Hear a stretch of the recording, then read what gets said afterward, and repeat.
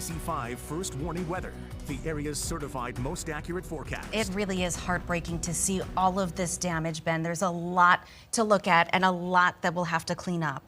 Thankfully, though, the rain is lightening up. Rain's lightening up. There will be a bit more today, but it won't be the problematic rain that we saw yesterday. More of a nuisance than anything for any flood recovery efforts.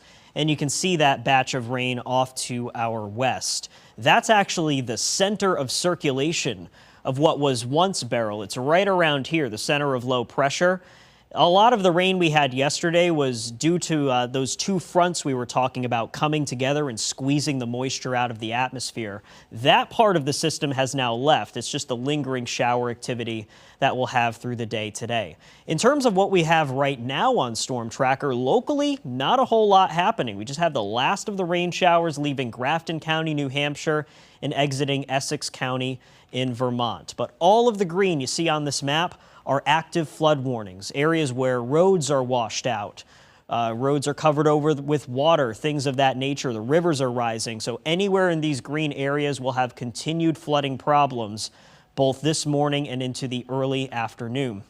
These are all of the storm reports that we received in the last 12 hours. This gives you a really good idea of where the worst flooding was. From the Northeast Kingdom into parts of central Vermont. You just saw that live shot from Anna with all the damage there in Plainfield. Had some issues in the Champlain Valley and, of course, Essex County in New York. It wasn't just the flooding, though. We had some thunderstorms yesterday, and that came with some wind damage reports. We got this report in Bridport, Vermont, of a tree that was snapped and fell down. This was actually from Matt DiLoretto when he was in the weather lab yesterday.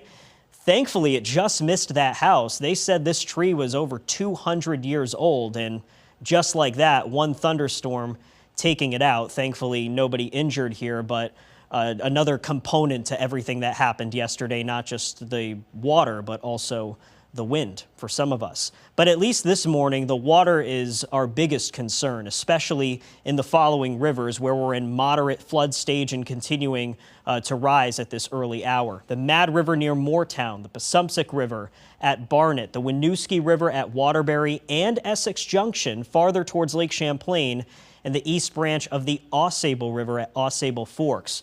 All of these rivers expected to reach their crest later this morning into the early afternoon. So if I just called out a river you live near, or if you know somebody who lives near any of these rivers, you need to pay attention to that water level today. It takes a while for the rain to drain in there. It may come up through the morning. You have to be ready to leave in case that water becomes too high. We'll, of course, give you updates as needed. Temperatures today in the upper 70s, low 80s, on and off rain showers with plenty of clouds, but I do think we find some breaks in those clouds, especially the farther east you go into New Hampshire and parts of eastern Vermont. Tomorrow we'll start with clouds, but we will mix in more sun as we head into the afternoon. So Friday looks like a quieter day, a good day for recovery efforts, and the upcoming weekend will be good for that as well. The one thing I will mention about the weekend is the heat returning and building in, maybe close to 90 both of those days. So keep that in mind if you'll be out for a while.